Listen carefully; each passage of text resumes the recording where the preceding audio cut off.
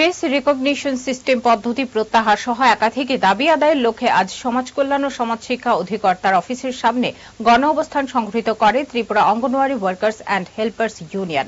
তাদের অভিযোগ, পোষণ অ্যাপে সুবিধাভোগীদের ছবি এবং তথ্য আপলোড করা বাধ্যতামূলক করার ফলে কোনো শিশু বা মাকে পুষ্টি প্রকল্পের খাবার দেওয়ার ক্ষেত্রে সমস্যায় পড়তে হচ্ছে তাদের। তাছাড়া যাদের মোবাইল নম্বরের সাথে আধার লিঙ্ক নেই তারা এই নতুন নিয়মের কারণে সমস্যায় পড়তে পারেন।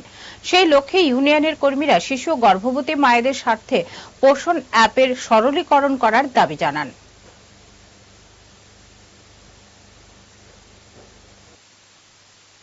কোন অঙ্গনওয়াড়ি কর্মীদের সেই রকম অর্থনৈতিক দাবি দেওয়া ইত্যাদির উপরে জোর দিয়ে এই আন্দোলন নয়। এই আন্দোলন আমাদের ত্রিপুরা রাজ্যে 6 বছরের নিচে যে শিশুরা আছে, যে সন্তান সম্ভবা মা সন্তানের জন্ম দিয়েছেন সদ্য এরকম মা আছেন তাদের জন্য। কারণ ভারত সরকার একটি আদেশ জারি করেছেন যে যদি যারা কেন্দ্রের সুবিধাভোগী তাদের ছবি প্রত্যেকদিন পাঠাতে হবে।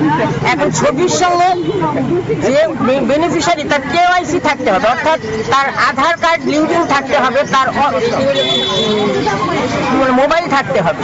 এখন এই ছবি যখন এগুলো পাঠাবে অঙ্গনওয়াড়ি কর্মী, তখন ওই দিল্লি থেকে বা যেখান থেকে তারা এটা কন্ট্রোল করছে সেখান থেকে OTP আসবে।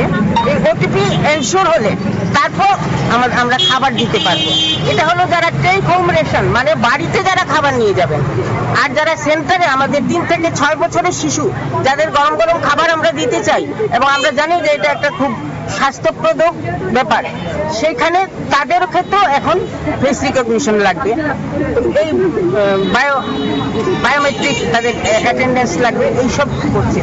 আমাদের রাজ্যে এইগুলো করা সম্ভব কিনা